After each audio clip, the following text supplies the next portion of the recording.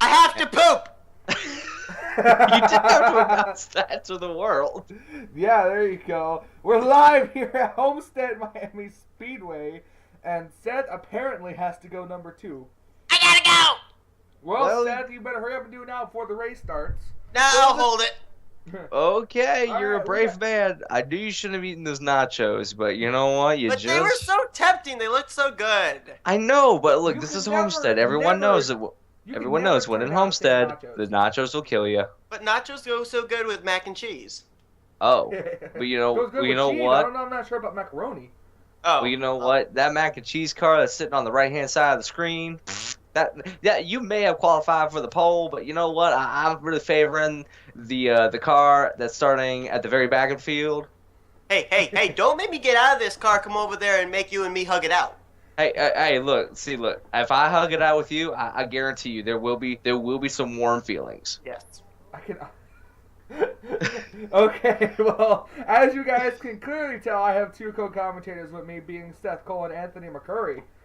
If you couldn't tell, and if you could tell, bravo. If you couldn't, I desperately need to check your hearing. Yeah, and if there was like a little overlay thermometer on the top left of the screen showing Michael Norman's faith in humanity, it would be at 0 by now. Yeah, pretty much. 0. I thought it started at -5. We Alright, went up. So, as you see, we are here live at Homestead. Okay, there you go. That's it. Homestead. 27 laps of racing. This is the final race in the Challenger round. If you do not win if you're a chaser and you're not in the top 4, then you need to get a win here tonight, pretty much, in order to get into the championship round. Now, as you can see, chaser Seth Cole starts on the pole. Now, Seth, you currently are doing exactly what you did at Dover, where you come in bottom 4 in the points and you get on the pole. Will you be able to do like you did at Dover and transfer yourself into the chase by a win or just by a good finish? Well, I mean, I certainly hope that we can get that victory. It'd be great to be able to slide into the final 4 by the skin of our teeth. But you gotta remember, too, it's not just me. It's the guys that back in the shop that put this car together. I mean, they know when to bring the best setup for our car at the right moment. And that's why we had such a good qualifying result of being able to start in the pole position. So, it's just up to me now to be able to take the equipment they've given me, this race-winning equipment, and put this car in victory lane, maybe transfer in, because right now it's a little sketchy on whether or not we'd be able to make it in via points. And Anthony, you're starting in 2nd place. You already have a win at Watkins Glen. Do you think you can transfer that 2nd place into a victory tonight?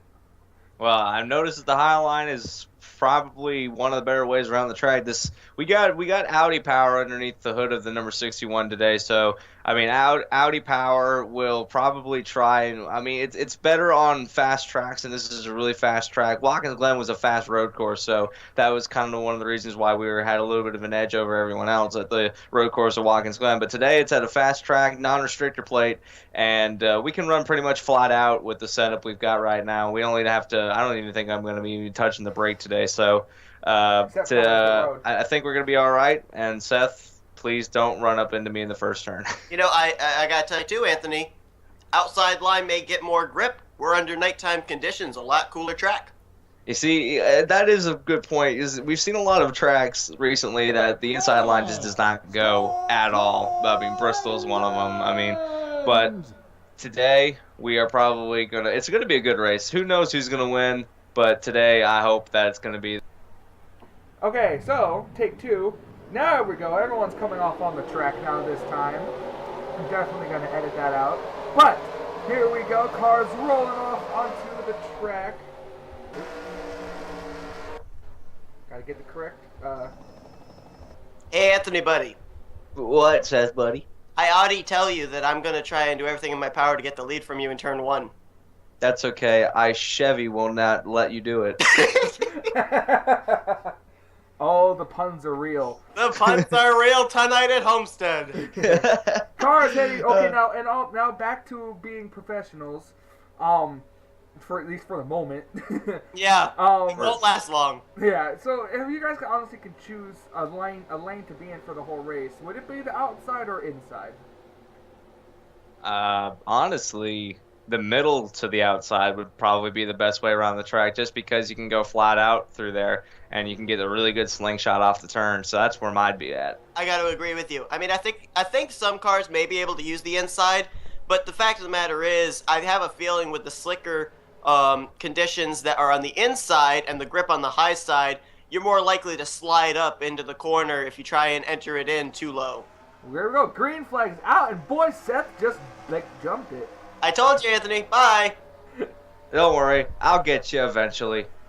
Seth Cole off to a tremendous lead off a very good timed restart. McCurry's in second, but not for very much longer, as here comes Nick Altendorf to the inside of that Audi. Why do you guys keep saying restart on the start of the race? Because it's a habit. Yep. Reasons. Yep. And look at the outside line. Altendorf cannot quite clear the Audi. Lap number 1 will be led by Seth Cole. One thing about this track is, if you'll notice, it is extremely wide for an intermediate track, and because of this, as you saw, the 3-car kind of have to bail out. But the track is super wide for an intermediate track. It's almost as wide as Talladega in some parts of the track. So I mean, you have a lot of lanes to choose from. It's not limited to 1 or 2 lanes. You can pretty much run any part of the track and it'd be just as fast as any other line, as they're kind of getting to single file train battle for the lead. Yeah, and I'll tell you what, Anthony McCurry, when he jumped up to that high line, he got a real big run, and he was just able to reel in that 52 very quickly. Listen to that. Look how fast these cars go by. Here comes Derek Pemberton in the 18 car. He's going to go to the inside for the lead, hitting off into turn. Whoa! I think there might have been a little bit of aero looseness there with the 3 on his rear spoiler. Yeah, Seth Cole. See, he tried to go to the inside to try and get the 3-car tried to go to the inside to try and break up the run. But in turn 1, it seems like the middle line is the fastest way around the track. They're kind of getting held up in the 3-wide battle for second right now down the back straight. I'll tell you, that 3-car cannot run the bottom. He's trying to, but that's about the 3rd or 4th time I've seen him go into the corner and slide up. He does not have a very good race car to run the bottom right now. He better try and find another line. And look at the power of the Audi just pulling away. And now some of that could also be attributed to they were battling 3 wide for second. But I think maybe some of it could be contributed too. I'm not trying to hate on him, but I think that 3-car could be holding these guys up. Yeah, he must have a really poor handling race car. I mean, watch, he's going to turn it down, and he's still in the middle. I think that's what he needed. I think he just needed to be right clear there. of everybody. Yep, that's the line he needs to run. He's actually running in the tire tracks of the leader right now. Yeah, McCurry found that line very early on, and that's why he's been able to open up this advantage. Everybody else has been searching around for a line. I think McCurry found the ideal racing line at the moment. Everyone else is actually trying to find it too. It's not that they haven't found it, it's just that they can't really use it that well because they're in a 2 or 3 wide battle for position. Yeah, if you're in single file, it's a lot easier to find your entrance to the corner. If you're single, or if you're double wide or triple wide with somebody, I mean, you're left with the lot you have heading into the corner. You have to take the line you're in. Now, there's the 3rd place car. Now the question remains too is what's going to happen once pit stops transpire, because there's no way that these cars can go up 27 laps without making a pit stop, and I think Kyle Matthews just about hit the wall there. I don't think these guys are really, at this moment, going to have to worry about green flag pit stops. The way they're racing from 4th on back, I think you're going to see something happen here. They're keeping it together for now, but there have been a couple of edgy moves there, very slight contact, and I think something could trigger at any moment. But at the same time, this track's so wide, there's a lot of room for you to try and avoid wrecks or save it. It's not like at Martinsville where you only have a certain amount of room, or it's not like Charlotte where it's about a few yards thinner than this track is. So if you get bumped, then you're going into the wall or you're going to hit the apron. This track's wide enough that you can, tag somebody, have them slide down a little bit, and if you're not in that much congestion, it's not going to really affect anything. But still, as far as pit stops go, I would definitely want to be in a single file line, not in a group, because if some guy on the outside decides he wants at the last minute to dive to the inside to pit, he could end up accidentally tagging somebody and taking out the whole field behind him. And that's agreed too. We're looking at last week's winner, Dylan Potey, who he won at Phoenix, but now he's kind of having a struggle so far, running in second to last here tonight. Yeah, you show the rear of the field there. Not only Dylan Potey, who won at Phoenix on fuel mileage, but right behind him, running dead last, our winner the week before at Talladega, in O'Neill Belvin in that 13. Yeah, both. I think their mindset is now that they have a win, maybe that they can just, they're still out. They have nothing to lose, but they don't want to be blamed for an incident that may take out a potential chase driver either. And we saw a lot of experimentation going on here in the first few laps, especially at the front of the field. Drivers trying to find lines. It could be what these guys are doing back here. Instead of getting up there and making a mistake, trying to experiment, run here at the back. Try some different lines and see what works to get yourself set up after the first round of pit stops. And I've noticed that the field is starting to spread out, too. If you look at the camera up towards the middle of the pack and on up, they're running single file to only a few spots where they're double wide. But back here, they're still racing 2 and 3 wide all the way around. Yeah. And too, while we're watching this racing going on, there's this whole battle for drivers trying to transfer their way into the Final Four. One of those drivers just about got the wall. You saw there off the corner, Jessica Shelton. She is 3 points out of that 4th position in the standings. Austin Mongold currently holding the spot. Shelton's 3 out, and Alex May is only 2 out. Those 3 are in that tight battle for the final transfer position. You can see just a few cars ahead is the Austin Mongold number 6 that Shelton's trying to run down, but I think she's got her hands full right now with the Napa Chevrolet. Yeah, her car is. Look how well she'll run up on Wagner, but then she just goes right to the inside. But she can't really carry a lot of that momentum because there's Carson Gum. Yep, Breton also I think just got the wall off that corner. Very good. Pit stops! Yikes! Whoa! Like I said, if you don't want to be in a group. This is the first time I've ever seen them come down like that and not try to take the access road. That's not a group. That's rush hour traffic. Yeah, that is That's rush the hour. whole field right Yeah. there. I think the leader pitted. Yeah, the leader pitted, but the 10 car did not, nor did the 47 or the 6. I'm kind of interested to see Austin Mongold staying out. This is the 2nd week in a row we've seen him utilize some pit strategy. Remember back at Phoenix last week, he ended up coming to pit road about 2 laps before everybody else did, came away with a solid top 20 run, and now, as he comes in that critical 4th spot in the standings of the 8 elite drivers, I mean, he's trying to do it again here. Quick question. Would you want to come down with the whole entire field? No. Exactly. No, That's I'd want to exactly... come to a much, much cleaner pit road. I mean, look how clean the pit road is right now. We've seen in a few other races throughout the series that if you come down pit road with the entire field that's not under caution, it could get really, really dicey through the... But if you come down pit road when you're not under caution and you're under green, I would definitely want to go down the cleaner pit road as we saw that Mongol did, and as well as a few other drivers. Looks like the 10 car is going to just beat out 47, but it all depends on where the leaders that pitted the first time are in relation to where these guys are. There they go. Oh, and actually the 34 took the lead. Look at the way the 30 car just moved onto that 61. That probably happened on pit road. Yeah, Peter Saviano. He has not been in the victory lane since the Sprint Unlimited at Daytona. Well, I was watching Peter Saviano a couple of laps ago before they went down pit road, and one thing I noticed when he was battling with Nick Altendorf for second, he does get a much better entry into the corner. He got a huge run on Altendorf into one several times as he was battling for that spot. So I think his car rolls through the center of the corner a little bit better, and now with the fresh rubber, that's just made it even better. Seth Cole fell down the field. Seth Cole fell. He was 16th when he crossed the line that time. Hey, that's probably a result of him being battling in 3-wide traffic. Yeah. Yeah, and he cannot afford this because Austin Mongold's running up ahead of him there. And if I'm not mistaken, I believe Preston Plourt's actually running better than him too. And Seth Cole came into this race.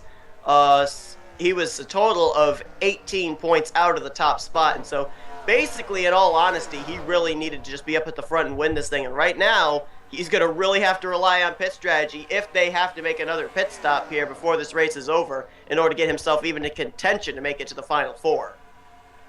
Trent Dunham, Trent Dunham is practically locked in along with Stephen Pollard III. Yep, Pollard, Plard, and Dunham. They're basically locked in. They just got to survive this race, and that's, I think, what all 3 of them are doing right now. I was looking up at the ticker, and the 3 car is right on the 34.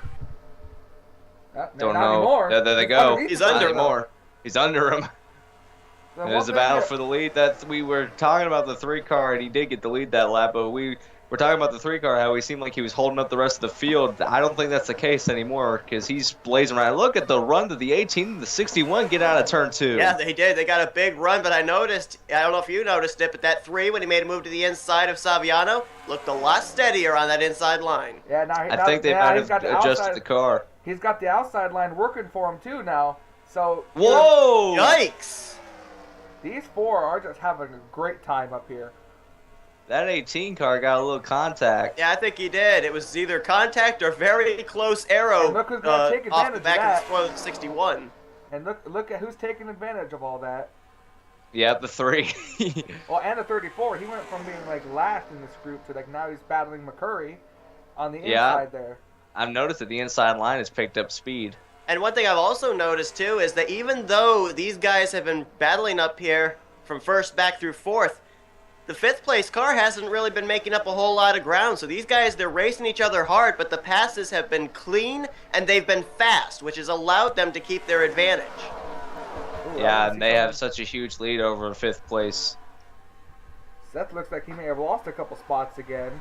Yeah, he lost a spot to Joseph Strigley. He also lost a spot to the 5 machine. Charles And Jackson. Who else was on the bubble in the point standings? Where are they running? That was it. Pretty much, it's just... pretty much Mongold, May, and Shelton were the 3 that are competing for that final transfer spot. 3 are basically locked in. Mongold's running right now just outside of the top 10, and we haven't seen the 51 at all up at the front. Shelton was in 28th. Now, something I've been surprised at is by the fact that they've been racing hard, but they've kept it clean. They have. 39th for the 51 of Alex May. Yeah, Alex May right now is in dire straits at the moment. Him and Seth are teammates, aren't they? Yep. Yes. Him, Seth, and Poti are all Tweenix Racing in the Budweiser All-Pro Series. Why was there some dust that was just kicked up there? Did somebody pit? Or did somebody get turned? There was some dust lingering. I think it was in turn 2. Oh, Yeah, the 38's on yeah, pit 38's road. on pit road. Preston Ploward. He's stuck on pit road, too. Could Did this something be... happen and they not call a caution for Yeah, it? he might have gotten turned. I don't see any damage, though. You see, we've seen this though in races where they'll crash, but they won't throw a caution because it's off the racing surface. Yeah, and they've got a bit of space. You can see right there coming down the back straightaway. There's that big space before you get to that inside retaining wall. Very likely, Plord could have gotten turned down to that section of the racetrack, and since it was away from everybody else racing, they may have just decided not to throw the yellow. Yeah, those cars are battling really hard for the second position. They need to focus on catching the 3. We were saying that the 3 car was extremely slow in holding up the field before, but now he's got a 1 second lead over everyone else. And you know, you go back to saying that battle for seconds not helping them in their quest to try and run down the 3, but keep in mind too, I mean, nobody in this top 4 is in the running for the championship. All 4 of them want to win this race. So, I mean, you know, in order to get to the leader, you got to be the second place car. Nobody in the top 9. Trent Dunham made his way up to 10th. And we only have 2 laps to go. We're coming to the white flag this time by for that 3 car. Yeah, this is go time, and he's cruising right now. And that second, third, and fourth, they almost ended up having a little bit of trouble getting around the now lap machine of Preston Ploward, but I think McCurry may have been the one that cleared him the best. I don't know. I don't think that helped the situation. Now, they only have a back straight and 2 turns to go. They're not going to catch the 3 car. No, not at all. It's going to be Nick Altendorf. Struggled all season long in that number 3 Dallas Chevrolet, but coming off of turn number 4, a late race win is better than none. Nick Altendorf wins the Ford 400. And that was a huge win for Nick Altendorf. Yeah, That's what my looked like frame the rate biggest handful of the race turned into the dominating car at the second half. My frame See, rates have gone to crap. What we said was the slowest car out of the top 10 ended up after the pit strategy. They gave him an adjustment to the car, and he ended up winning the race. That right there shows that you don't have to be the fastest at the beginning as long as you're the fastest towards the end. That's all that matters. And tremendous credit to Altendorf, too, to keep that handful under control, keep enough track position so that way after the adjustment he was able to be up there to battle for the lead. Now, I want Indeed. to point out, as the cars are finally on pit road now, look who made it into the top 10. who finished. Oh 10th my place. goodness. Austin Mongol made it to the top 10. Talk about a shot clock cheese. Wow, and he actually passed Seth Cole on the racetrack too. Yes, he did. You're right.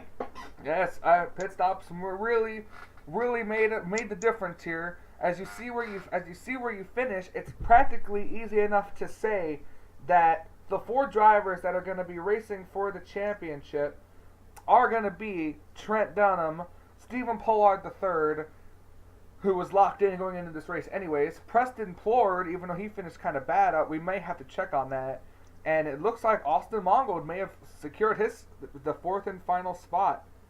Well, if we could take a quick look at where Preston Plord actually did finish, I could do some quick calculation in my head.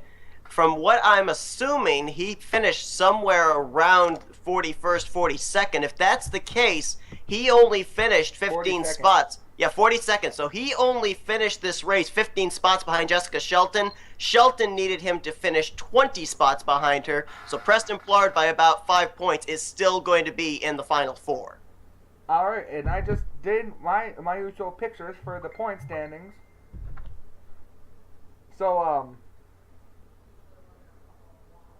anyways, It's going to be 2 Chevys, 2 Fords battling out for the championship next week. Yep, 2 Chevys and 2 Fords. Talk about and who knows exactly how is it going to be? We got 5-time who's made it in. That's Trent Dunham. We got Stephen Pollard III. He's 3-time with 3 wins this season. We got Preston Plord, who's 1-time with 1 win, and then Austin Mongold, who only has 1 win as well. Now, this is all give or take. We haven't done the official math yet. That'll, of course, be at the end of the video. So, thank you both for joining me for Homestead Miami Speedway. Yeah, this was a very good race.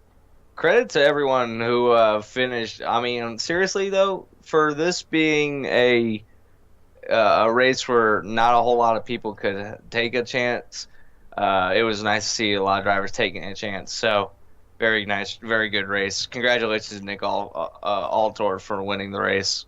And a good race overall too, with them racing hard but keeping it clean, and especially that very tricky entrance onto pit road, the way that they were able to not wreck coming to pit road, because they were double wide, some of them coming down pit lane for that first group, and the fact that they were able to keep this race green flag all the way, tremendous credit to every driver on track. Absolutely, and that was very, very good. Very, very so good. Seth, can we start that love fest now? Yeah, come here, we'll give a nice little hug out. Aw, come on, hug it out. Yeah. Yeah, feel the warmth. Yeah, awkward. Yeah, totally. Well, Let's never as do this this again. awkwardness will probably come to a close. As you can see, congratulations to Nick Altendorf, who finally gets his breakthrough win of the season. And I just want to say that I'm gonna probably take a break with the Budweiser All Pro Series while I help Seth with his Mobile One Cup Series. So I don't know when signups will be. Even though I'm talking about this now. But so I just want to say thank you guys again for joining me up here in the booth. We got 1 race left. We know who the 4 drivers are. Who is going to win the championship? We'll find out next week. Until we meet again. I just realized something. I finished where I started. That's I all right. just realized Anthony something. McCurry I finished in didn't. second place.